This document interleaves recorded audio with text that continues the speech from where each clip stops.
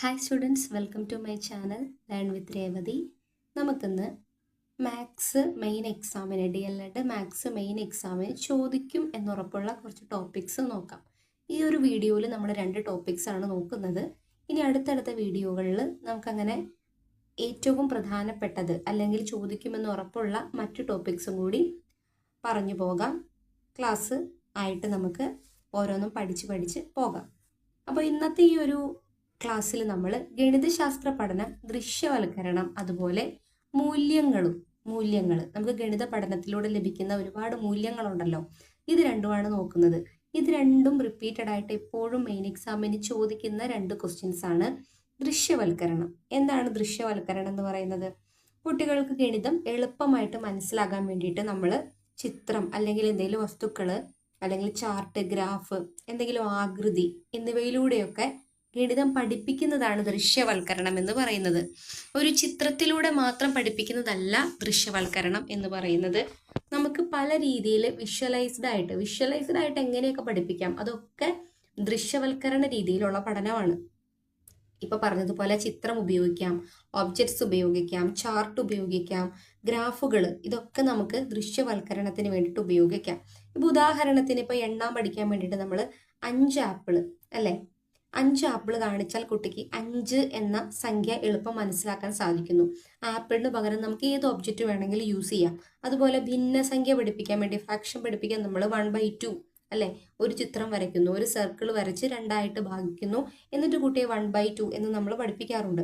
അതുപോലെ ജാമിതി, ത്രികോണം, ചതുരം, വൃത്തം തുടങ്ങിയ ആകൃതികൾ നേരിട്ട് കാണിച്ചാൽ കുട്ടികൾക്ക് വേഗത്തിൽ അത് പഠിക്കാൻ വേണ്ടിയിട്ട് സാധിക്കും. അതൊക്കെ നമ്മൾ ആ ഒബ്ജക്റ്റ്, ആ ആകൃതി അതുപോലെ തന്നെ കുട്ടികൾക്ക് പരിചയപ്പെടുത്തി കൊടുക്കുകയാണ്. പല പല കളേഴ്സിലും കൂടി ആകുമ്പോൾ പെട്ടെന്ന് അവർക്കത് ഗ്രാസ്പ് ചെയ്തെടുക്കാൻ വേണ്ടിയിട്ട് സാധിക്കും. അതുപോലെ തന്നെ ഗ്രാഫ്, ക്ലാസ്സിലെ കുട്ടികളുടെ ഇഷ്ടഫലം ഏതാണ് എന്ന് ബാർ ഗ്രാഫിലൂടെ കാണിക്കാൻ പറ്റും അല്ലെ.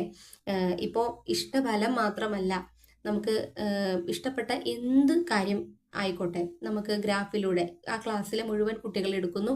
ആ കുട്ടികളിൽ ഏറ്റവും കൂടുതൽ എന്താണോ ഇഷ്ടം, അല്ലെങ്കിൽ പെർസെൻറ്റേജ്, മാർക്കോ, എന്ത് വേണമെങ്കിലും. ഒരു ഉദാഹരണം പറയുകയാണെങ്കിൽ ഇപ്പോൾ ഈ ജില്ലകളിൽ പെയ്ത മഴ, അല്ലെങ്കിൽ ശരാശരി കണക്കാക്കുക, ഇതുപോലുള്ള എല്ലാ കാര്യങ്ങൾക്കും നമ്മൾ ഗ്രാഫ് യൂസ് ചെയ്യും അല്ലെ. ഒരുപാട് ഡേറ്റാസ് ഒരൊറ്റ പിക്ചറിൽ നമുക്ക് ലഭിക്കുന്നതാണ് എന്ത്, ഗ്രാഫ് എന്ന് പറയുന്നത്. ഇവ പൈ ചാർട്ട്, അതുപോലെ ചാർട്ടുകളുണ്ട്, pie chart, pie diagram, line graph തുടങ്ങിയവയൊക്കെ എങ്ങനെയാണ്, ഒരുപാട് ഡീറ്റെയിൽസ് ഒരൊറ്റ പിക്ചറിലൂടെ നമുക്ക് ഒരു നോട്ടത്തിൽ മനസ്സിലാക്കാൻ വേണ്ടിയിട്ട് അതിൻ്റെ പെർസെൻറ്റേജ് എത്രയാണ്, ശരാശരി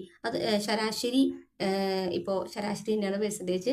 അപ്പോൾ നമുക്കത് കാണാൻ സാധിക്കുകയാണ്. ടോട്ടൽ എത്രയാണ്, അല്ലെങ്കിൽ ഒരു സ്ഥലത്ത് ഇത്ര ശരാശരി മഴ പെയ്തു, അല്ലെങ്കിൽ ഇതെല്ലാം കൂടി കൂട്ടിയപ്പോൾ ടോട്ടൽ ഇത്ര കിട്ടി. ഇതുപോലുള്ള രീതികളിൽ നമുക്ക് പട്ടികകളിലൂടെ, ഗ്രാഫുകളിലൂടെയൊക്കെ വളരെ വ്യക്തമായിട്ട് ഓരോരോ കാര്യങ്ങൾ മനസ്സിലാക്കാൻ വേണ്ടിയിട്ട് സാധിക്കുന്നുണ്ട്. അപ്പൊ ഈ ദൃശ്യവൽക്കരണത്തിലൂടെ എന്തൊക്കെ നമുക്ക് സാധ്യമാകുന്നു? ഇപ്പൊ പറഞ്ഞതൊക്കെ പരീക്ഷയ്ക്ക് എഴുതാൻ പറ്റിയ കാര്യങ്ങളാണ് കേട്ടോ. നിങ്ങൾ ഷോർട്ട് നോട്ട് എഴുതി വെക്കുക. ഇതൊന്നും ഈ ഒരു PDF ഇല്ലെന്ന് കരുതി അതൊന്നും ഷോർട്ട് നോട്ട് എഴുതാതിരിക്കരുത്. നെക്സ്റ്റ്, ഗണിത സന്ദർഭങ്ങളെ ദൃശ്യവൽക്കരിക്കുന്നു അല്ലെ. അതാണ് നമ്മൾ പറഞ്ഞത്, പല രീതിയിൽ നമ്മൾ ദൃശ്യവൽക്കരിക്കുന്നു. ചിത്രത്തിലൂടെ പഠിപ്പിക്കുന്നത് മാത്രമല്ല ദൃശ്യവൽക്കരണം, വിഷ്വലൈസർ ആയിട്ട് എന്ത് ചെയ്യുന്നു അതൊക്കെ ദൃശ്യവൽക്കരണത്തിൽ പെടുന്നതാണ്. ദൃശ്യവൽക്കരണത്തെ വ്യാഖ്യാനിക്കുന്നു. അതുപോലെ തന്നെ കുട്ടിയുടെ ആഴത്തിലുള്ള പ്രശ്ന നിർദ്ധാരണ ശേഷി നിർണ്ണയിക്കുന്നു അല്ലെ. ഒരു കുട്ടിക്ക് ഏത് രീതിയിൽ ആ പ്രശ്നത്തെ സോൾവ് ചെയ്യാൻ പറ്റും, എങ്ങനെയാണ്, എന്താണ് അവന്റെ പ്രശ്ന നിർദ്ധാരണ ശേഷി, എത്രത്തോളമാണ് അവന്റെ ശേഷി എന്ന് നമുക്ക് ഇത്തരത്തിലുള്ള ദൃശ്യവൽക്കരണ രീതികളിലൂടെ മനസ്സിലാക്കാൻ വേണ്ടി സാധിക്കുന്നുണ്ട്. ഗണിതാശയങ്ങൾക്കും ഗണിത ചിന്തകൾക്കും ജാമിതീയ പരിശോധന നൽകുന്നു.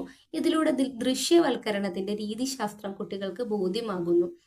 അപ്പോൾ ഗണിതാശയങ്ങൾക്കും ഗണിത ചിന്തകൾക്കും ജാമിതീയ പരിശോധന നൽകുന്നുണ്ട്. അതിലൂടെ കുട്ടികളുടെ ദൃശ്യവൽക്കരണത്തിന്റെ രീതിശാസ്ത്രം കുട്ടികൾക്ക് മനസ്സിലാകാണ്, ബോധ്യമാകാണ്. ആശയ രൂപീകരണം എളുപ്പമാകുന്നു അല്ലെ. പെട്ടെന്ന് മനസ്സിലാക്കാൻ സാധിക്കുന്നുണ്ട് വിഷ്വലൈസ്ഡ് ലേണിങ്ങിലൂടെ. അതാണ് ഇപ്പൊ നമ്മൾ കുറേ എക്സാമ്പിൾസ് ഒക്കെ പറഞ്ഞത്. പിന്നെ പ്രശ്നം ഏറ്റെടുക്കുന്നത് തുടങ്ങി പ്രശ്ന നിർദ്ധാരണം പൂർത്തിയാക്കുന്നത് വരെ, ചിന്ത മുന്നേറി വരുന്നത് വരെ ഇത് അനിവാര്യമാണ് അല്ലെ. കുട്ടിയുടെ ചിന്താശേഷി മുന്നേറി ഒന്നിൽ നിന്ന് ഒന്നിലേക്ക് ഇങ്ങനെ മാറി ഒരുപാട് ചിന്തിച്ച് അല്ലെ, ലോജിക്കലായിട്ട് കുട്ടി ചിന്തിച്ച് ചിന്തയിലേക്ക് എത്താൻ വേണ്ടിയിട്ട് എന്താണ് സാധിക്കുന്നുണ്ട് ഈ ഒരു ദൃശ്യവൽക്കരണത്തിലൂടെ. സങ്കീർണ ഗണിത പ്രശ്നങ്ങൾ വരുമ്പോൾ ചിന്തിക്കാനും വിവരങ്ങൾ പട്ടികപ്പെടുത്താനും ഗ്രാഫ് തുടങ്ങിയവയിലൂടെ എളുപ്പത്തിൽ പരിഹരിക്കാനും സാധിക്കുന്നു. അതും ദൃശ്യവൽക്കരണത്തിന്റെ തന്നെയാണ്. നമ്മൾ പറഞ്ഞിരുന്നു, ഗ്രാഫുകളിലൂടെ, പട്ടികകളിലൂടെ, ചാർട്ടിലൂടെ എല്ലാം കാര്യങ്ങൾ കുട്ടികൾക്ക് കൊടുക്കുമ്പോൾ കുട്ടികൾ അത് പെട്ടെന്ന് മനസ്സിലാക്കിയെടുക്കുന്നത്, ഗ്രാസ്പ് ചെയ്തെടുക്കുന്നതിനെ കുറിച്ച് നമ്മൾ പറഞ്ഞിരുന്നു. അപ്പൊ ദൃശ്യവൽക്കരണം എന്ന് പറയുന്നത് ഏറ്റവും ഇമ്പോർട്ടൻ്റ് ആയിട്ട് ചോദിക്കുന്ന ഒരു ക്വസ്റ്റ്യൻ ആണ്. ഒരുപാട് കാര്യങ്ങൾ ഞാൻ പറഞ്ഞു, കുറച്ചൊക്കെ ഈ PDF-ലുണ്ട്, ബാക്കി കുറേ കാര്യങ്ങൾ ഞാൻ പറയുകയാണ് ചെയ്തത്. അതൊക്കെ നിങ്ങൾ എന്ത് ചെയ്യുക, നോട്ട് ചെയ്ത് വെക്കുക. ദൃശ്യവൽക്കരണം ഒരിക്കലും പിക്ചറിലൂടെ മാത്രം പഠിപ്പിക്കുന്നതല്ല. പിന്നെ ദൃശ്യവൽക്കരണത്തിൽ നിന്നൊരു ചോദ്യം ചോദിച്ചാൽ ഉദാഹരണ സഹിതം വേണം അതിന്റെ എന്താണ് ആൻസർ എഴുതാനായിട്ട്. അതും കൂടി ശ്രദ്ധിച്ചിട്ട് വേണം എഴുതാനായിട്ട് കേട്ടോ. നെക്സ്റ്റ്, ഗണിതശാസ്ത്ര പഠനത്തിലൂടെ കുട്ടി നേടുന്ന മൂല്യങ്ങളാണ്. ആദ്യത്തെ മൂല്യമാണ് പ്രായോഗിക മൂല്യം എന്ന് പറയുന്നത്. പ്രായോഗിക മൂല്യം എന്ന് പറയുന്നത് കുട്ടിക്ക് എന്താണ്, ഡെയിലി ലൈഫിൽ കുട്ടി യൂസ് ചെയ്യുന്ന, അല്ലെങ്കിൽ ഒരു കുട്ടി ആയിരിക്കുമ്പോൾ നമ്മൾ യൂസ് ചെയ്യുന്ന പ്രായോഗിക മൂല്യവും കുറച്ച് വളർന്നതിന് ശേഷം യൂസ് ചെയ്യുന്ന തരത്തിലുള്ള പ്രാക്ടിക്കൽ വാല്യൂസും രണ്ടും രണ്ടാണ് അല്ലേ. അപ്പോൾ കുറച്ചുകൂടി കൂടുതലായിട്ട് നമ്മൾ അത് യൂസ് ചെയ്യും. ഇപ്പോൾ ഡെയിലി ലൈഫിൽ ഒരു കുട്ടിയെ സംബന്ധിച്ച് യാത്ര ചെയ്യുമ്പോൾ, കടയിൽ പോയി സാധനങ്ങൾ വാങ്ങുമ്പോഴൊക്കെ പ്രായോഗികപരമായിട്ടുള്ളൊരു മൂല്യം ഗണിതത്തിൽ നിന്ന് ആവശ്യമാണ്. എണ്ണുന്നതിന്, കൂട്ടുന്നതിന്, കുറയ്ക്കുന്നതിന് അല്ലേ. സാധനങ്ങൾ വാങ്ങുമ്പോൾ പണം കൊടുക്കുമ്പോൾ ബാക്കി പണം നൽകുമ്പോൾ ഇവിടെയൊക്കെ കൂട്ടല്, കുറയ്ക്കല്, ഇതൊക്കെ അനിവാര്യമായിട്ടുള്ള കാര്യങ്ങളാണ്. പക്ഷെ കുറച്ചും കൂടി വലുതാകുമ്പോൾ നമ്മൾ എന്താണ്, ബാങ്ക് ഇടപാടുകൾ നടത്തുന്നു, സാധനങ്ങൾ വാങ്ങിക്കുന്നു, വീട്ടിലെ മറ്റു കാര്യങ്ങളെല്ലാം ചെയ്യുന്നു. അതുപോലെ തന്നെ അടുക്കളയിലേക്ക് എത്തുമ്പോൾ അവിടെയും എന്തുണ്ട്, മാത്സ് ഉണ്ട് അല്ലെ. ഇത്ര അളവിൽ ഓരോന്ന് ചേർക്കണം എന്ന രീതിയിലേക്കും പ്രായോഗികപരമായിട്ട് മാത്സ് നമ്മൾ യൂസ് ചെയ്യുന്നുണ്ട്. ഒന്നാമത്തെ മൂല്യം. നെക്സ്റ്റ്, ബുദ്ധിപരമായ മൂല്യം എന്ന് പറയുന്നത് കുട്ടിക്ക് വിമർശനാത്മകപരമായിട്ടുള്ള ചിന്ത, അല്ലെങ്കിൽ തർക്കപരമായിട്ടുള്ള ചിന്ത, ആശയവിനിമയം നടത്തി വിമർശനാത്മകപരമായിട്ട് കുട്ടിയുടെ അഭിപ്രായങ്ങൾ പറയാനുള്ള തരത്തിലുള്ള ഒരു മൂല്യമാണ് ബുദ്ധിപരമായിട്ടുള്ള മൂല്യം എന്ന് പറയുന്നത്. ഇവിടെ കുട്ടി എന്താണ്, ഇപ്പോൾ ഒരു കണക്ക് ചെയ്യുമ്പോൾ, ഒരു പ്രോബ്ലം ചെയ്യുമ്പോൾ കുട്ടി ആ കണക്കിന്റെ അല്ലെങ്കിൽ ആ ഒരു പ്രോബ്ലത്തിന്റെ ആൻസർ, ആ പ്രോബ്ലം ചെയ്ത് അതിലൂടെ ലഭിക്കുന്ന ആൻസർ മാത്രമല്ല കുട്ടിക്ക് ലഭിക്കുന്നത്, ഇത് എങ്ങനെ ചെയ്യുന്നു, എന്ത് ആൻസർ കിട്ടുന്നു, ഇത് എന്തിനാണ് ചെയ്യുന്നത്, എന്തുകൊണ്ട് തുടങ്ങിയ ചോദ്യങ്ങളെല്ലാം കുട്ടിയുടെ മനസ്സിൽ ഉണ്ടാകുന്നുണ്ട്. ഇതെല്ലാം തന്നെ ബുദ്ധിപരമായ മൂല്യമാണ്. അത് ജീവിതത്തിലേക്ക് എടുക്കുമ്പോൾ ഏത് രീതിയിലുള്ള മൂല്യങ്ങൾ ലഭിക്കും? യുക്തിചിന്ത, വിമർശനാത്മക ചിന്ത, അപഗ്രഥന ശേഷി, കാര്യകാരണ ബന്ധം കണ്ടെത്താനുള്ള കഴിവ്, ഇതെല്ലാം തന്നെ ബുദ്ധിപരമായ മൂല്യത്തിൽ അധിഷ്ഠിതമായതാണ്. നെക്സ്റ്റ് ആണ് മാനസിക മൂല്യം. മാനസികപരമായിട്ട് എന്താണ് മാത്സിൽ നിന്ന് നമുക്ക് ലഭിക്കുന്ന മൂല്യം? ഇവിടെ ഉദാഹരണം പറയുന്നുണ്ട്, അമിതമായ കൊള്ളപ്പലിശയ്ക്ക് പണം കടം വാങ്ങാതിരിക്കുക, അതുപോലെ തന്നെ കടം വാങ്ങിച്ചാൽ അല്ലെങ്കിൽ കടം എടുത്താൽ കൃത്യമായി പണം തിരിച്ചടയ്ക്കുക തുടങ്ങിയതാണ് മാനസികപരമായ മൂല്യം. നമ്മൾ വിചാരിക്കും ഈ മാത്സിൽ എന്താണ് മാനസികപരമായിട്ടുള്ള മൂല്യം ലഭിക്കുന്നത്, പ്രായോഗികപരമായിട്ട് ലഭിക്കുന്നത്, ബുദ്ധിപരമായി ലഭിക്കുന്നത്, ഇതൊക്കെ തന്നെയാണ് ലഭിക്കുന്നത് കേട്ടോ. ഇതൊക്കെ നമ്മൾ കുറച്ച് ആഴത്തിൽ ചിന്തിക്കുമ്പോൾ നമ്മൾ ഡെയിലി ലൈഫിൽ യൂസ് ചെയ്യണതൊക്കെയാണ് ഇതൊക്കെ അല്ലേ. മാനസികപരമായിട്ടുള്ള മൂല്യം, ഇപ്പോൾ ഒരു കടയിൽ പോയി ഒരു സാധനം മേടിക്കുകയാണ്, നമ്മുടെ കയ്യിൽ അത്രയും പണമില്ല, അത് പണം ഉണ്ടായതിനു ശേഷം മേടിക്കാം. ഇപ്പൊ എൻ്റെ കയ്യിൽ അത്ര പണമില്ല, കുറച്ചുകൂടി പണം ആകട്ടെ, അത് മാനസികപരമായിട്ടുള്ള ഒരു മൂല്യമാണ്.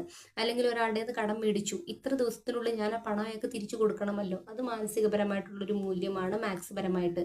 അല്ലെങ്കിൽ ഒരു സ്ഥലത്ത് കൊള്ളപ്പലിശയാണ്, അവിടെ നമ്മൾ പണം എടുത്താൽ ഇത്രയും പലിശ നമ്മൾ തിരിച്ചടക്കുമ്പോൾ നമ്മുടെ ഇത്രയും പൈസ പോവുകയാണ്, അതിൻ്റെ ആവശ്യമുണ്ടോ എന്നുള്ളത് മാനസികപരമായിട്ടുള്ള മൂല്യമാണ്.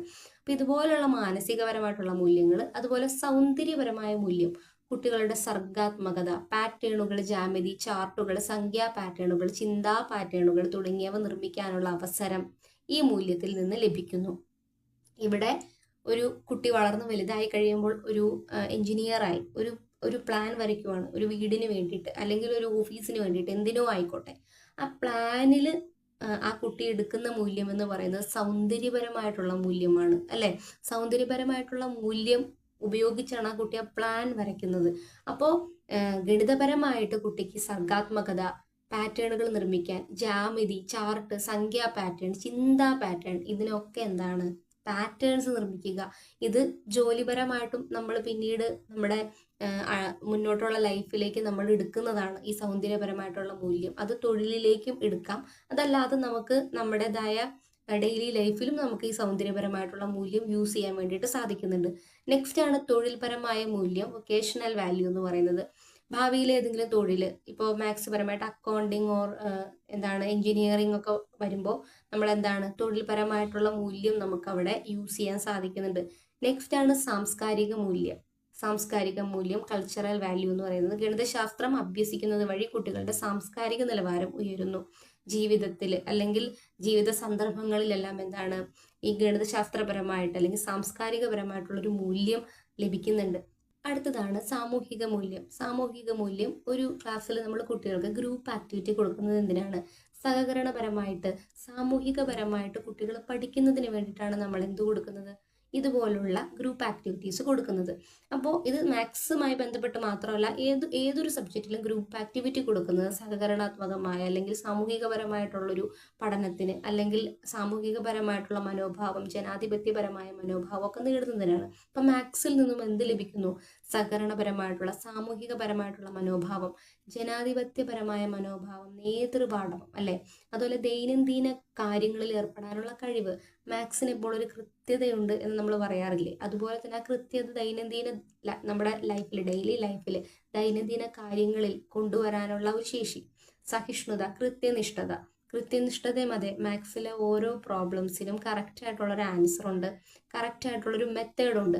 അത് ഫോളോ ചെയ്യാൻ നമുക്കും സാധിക്കും, നമ്മുടെ ലൈഫിലേക്ക് അത് കൺവേർട്ട് ചെയ്യാൻ സാധിക്കുന്നു എന്നുള്ളതാണ് സാമൂഹികപരമായിട്ടുള്ള മൂല്യത്തിൽ കൃത്യനിഷ്ഠത വരുന്നത്. നെക്സ്റ്റ് ആശയവിനിമയ ശേഷി. ഒരു സമൂഹത്തിൽ നല്ല രീതിയിൽ ജീവിക്കണമെങ്കിൽ നമ്മൾ എന്താണ് സാമൂഹികപരമായിട്ട് സഹകരണപരമായിട്ട് ജനാധിപത്യപരമായിട്ടൊക്കെ ജീവിച്ചു പോകണമെങ്കിൽ നല്ല രീതിയിൽ ആശയവിനിമയം നടത്താൻ അല്ലെ, അല്ലെങ്കിൽ നമ്മൾ എവിടെയും ചെന്നാലും നമ്മളൊന്നും പറയാതെ അവിടെ ഇവിടെയൊക്കെ നിൽക്കേണ്ടി വരും, നമ്മളെ ആരും അംഗീകരിക്കില്ല. അപ്പോൾ വിമർശനപരമായിട്ടും അല്ലെങ്കിൽ യുക്തിപരമായിട്ടും സംസാരിക്കാൻ ഈ ഒരു മൂല്യം ആവശ്യമാണ്, സാമൂഹിക മൂല്യം. ആശയവിനിമയ ശേഷി തുടങ്ങിയവ ഒക്കെ ഇതിൽ നിന്ന് സാമൂഹികപരമായിട്ടുള്ള മൂല്യത്തിൽ നിന്ന് ലഭിക്കുന്നതാണ്.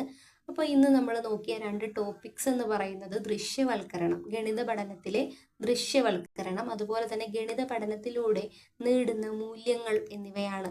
അതിലേതൊക്കെയാണ്? സാമൂഹിക മൂല്യം, സോഷ്യൽ വാല്യൂ, സാംസ്കാരിക മൂല്യം, കൾച്ചറൽ വാല്യൂ, തൊഴിൽപരമായ മൂല്യം, വൊക്കേഷണൽ വാല്യൂ, സൗന്ദര്യപരമായ മൂല്യം, എസ്തെറ്റിക് വാല്യൂ, ബുദ്ധിപരമായ മൂല്യം, ഇന്റലക്ച്വൽ വാല്യൂ, അതുപോലെ പ്രായോഗിക മൂല്യം, പ്രാക്ടിക്കൽ വാല്യൂ. ഇത്രയാണ് മൂല്യങ്ങൾ നമുക്ക് ലഭിക്കുന്നത് ഗണിതത്തിൽ നിന്ന്. അപ്പം ഇന്നത്തെ ഈ ഒരു ക്ലാസ് എല്ലാവർക്കും യൂസ്ഫുൾ ആയെന്ന് വിചാരിക്കുന്നു. ഇനി അടുത്തടുത്ത ടോപ്പിക്സ് ആയിട്ട് ഓരോ യൂണിറ്റിൻ്റെയും വീഡിയോ ഞാൻ എടുക്കുന്നുണ്ട്. അതും ഏറ്റവും പ്രധാനപ്പെട്ട ഭാഗങ്ങൾ മാത്രമാക്കിയാണ് ഞാൻ ഇട്ടേക്കുന്നത് കേട്ടോ. ഇത് എക്സാം ബേസ്ഡ് ആയിട്ട് വരാൻ സാധ്യതയുള്ള കഴിഞ്ഞ പ്രീവിയസ് ഇയർ ക്വസ്റ്റ്യൻ പേപ്പറിൽ നിന്നൊക്കെ എടുത്തേക്കുന്ന റിപ്പീറ്റഡ് ക്വസ്റ്റ്യൻസ് വെച്ചിട്ട് ചെയ്തേക്കുന്നതാണ്. ഇത് അങ്ങനെ ഞാൻ സെലക്ട് ചെയ്ത് വെച്ചേക്കുന്ന എല്ലാ ടോപ്പിക്കിലും വീഡിയോ നമ്മൾ പോകും. അപ്പോൾ ഇഷ്ടപ്പെട്ടാൽ എല്ലാവരും സപ്പോർട്ട് ചെയ്യുക, ലൈക്ക് ചെയ്യുക, ഷെയർ ചെയ്യുക, സബ്സ്ക്രൈബ് ചെയ്യുക. ഇനിയും നെക്സ്റ്റ് ഒരു വീഡിയോ ആയിട്ട് വീണ്ടും കാണാം. താങ്ക്